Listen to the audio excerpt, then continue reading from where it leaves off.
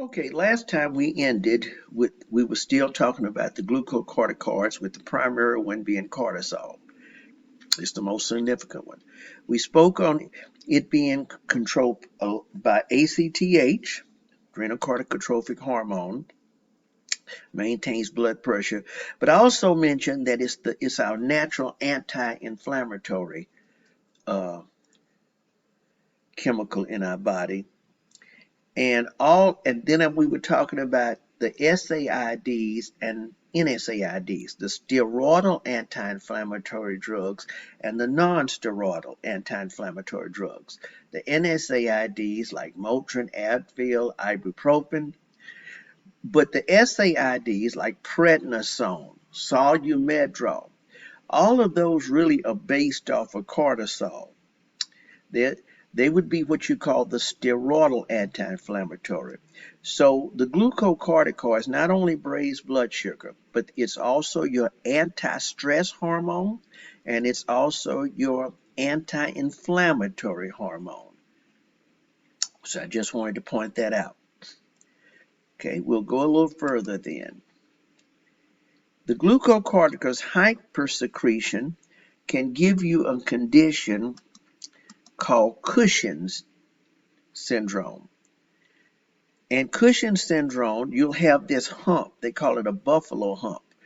You'll have centripetal obesity, pigmented striae, several things that you would see in this Cushing's disease that you could have.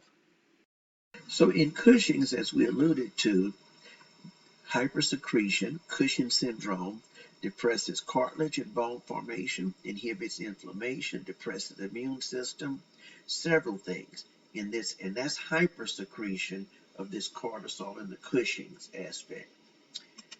Here would be, if we can see, let's look at this. Here would be some things you would see. You generally will see a moon face. Remember we saw the buffalo hump at the back. Moon face, central nervous system irritability, gynecomastia in the male, that means develop a larger breast, thin extremities, so a lot of centripetal obesity with thin extremities. In females, loss of menstrual periods and hirsutism, that's hair on the face in females. Thin skin, you generally will have striae, purple striae. It can be on the legs, but a lot of times it's on the abdomen.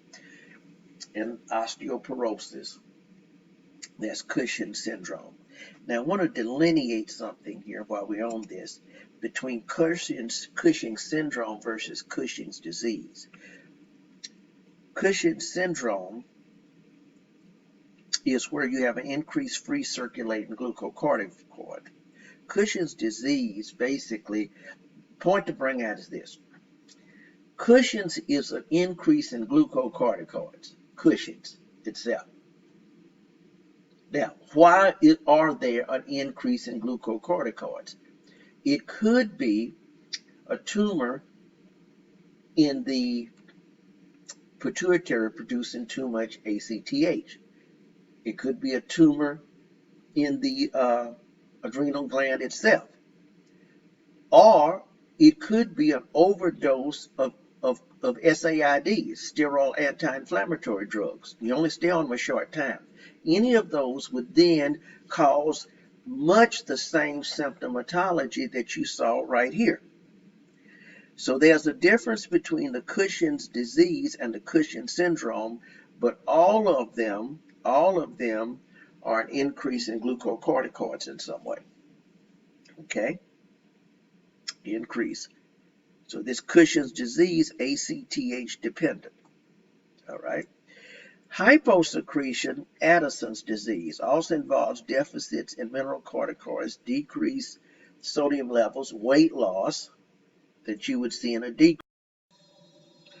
So in Addison's disease, which is a hyposecretion, involves deficits in mineral corticoids also, decrease in glucose and sodium. So in other words, in Addison's disease, you have a decrease in glucocorticoids, but also in mineral corticoids. decrease in glucose sodium levels, weight loss. Here would be something here. Hypoglycemia, postural hypotension, weight loss, things of this nature here. Profound fatigue, dehydration. So that's Addison's. That's the diametric opposite of the Cushing's, the hypersecretion. Okay. All right. Let's go a little further here. A little further. The gonatocorticoids that you would have, that would be mainly coming from the reticularis. Most are androgens, male hormones. So here again, let's look at it. Here again, that's what we're looking at, androgens, that zona reticularis there. Here again, androgens in conversion, androgens, androstenedione here, may contribute to onset of puberty, appearance of secondary sex characteristics, sex drives. All of these androgens are responsible for puberty primarily. It's responsible for hair growth. It's responsible for a lot of things in both male and female, even acne. So these androgens are responsible for a lot of the changes that you would see in puberty, to say it again. Okay. Okay. Now, the adrenal medulla, we've already talked about that. That's the adrenal medulla came from the sympathetic nervous system. Sympathetic nervous system.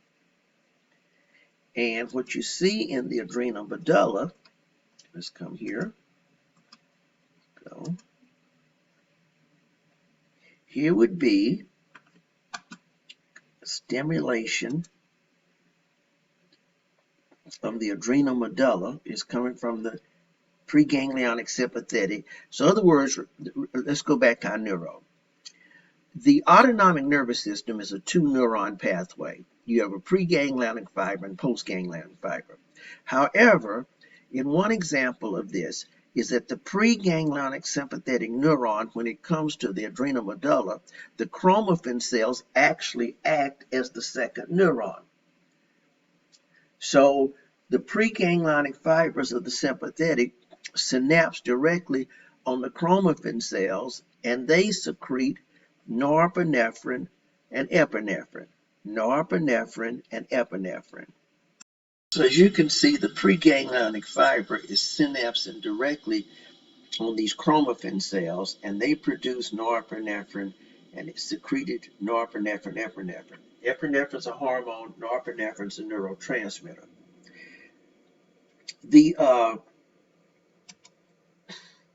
Here is the sympathetic nervous system that illustrated.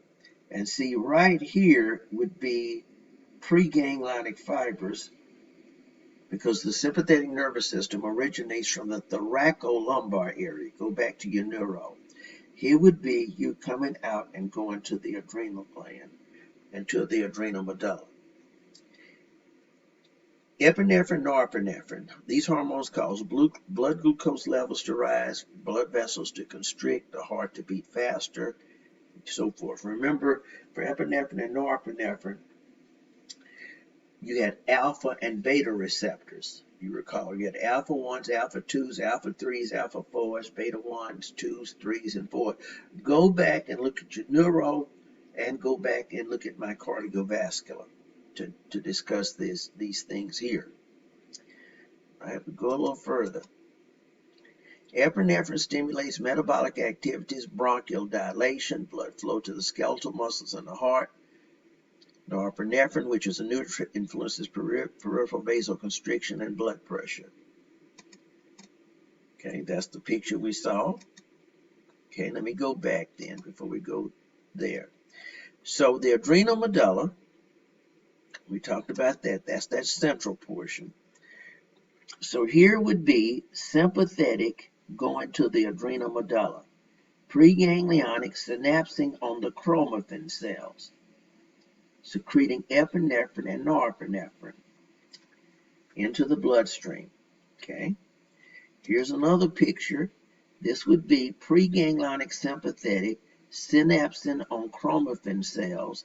The chromaffin cells producing and secreting epinephrine and norepinephrine, which then enters the bloodstream. Here's the vein, adrenal vein coming back, and there we are. Okay, then we look at this, the conversion to make norepinephrine epinephrine. So tyrosine is the original, let's look at this. Tyrosine is the original amino acid by which enzymatic conversion makes this. Now this is called the catechol ring. Tyrosine has the catechol ring. So derivatives from tyrosine are called catecholamines. Derivatives. What derivatives are there? The neurotransmitter dopamine. So you see tyrosine is enzymatic converted to dopa to dopamine. Dopamine then can go to norepinephrine, and then if I add the methyl group, CH3 group, if you add a CH3 group, there's that CH3, that's called a methyl group. If you add that, you take the NOR away without, and it's epinephrine. Also called adrenaline because it comes from what? The adrenal gland. Okay. Now tyrosine also, remember enzymes govern the direction of everything. Tyrosine also can convert to melanin, but that's through a different pathway. So that ends everything on the adrenal gland, and we'll close here on that.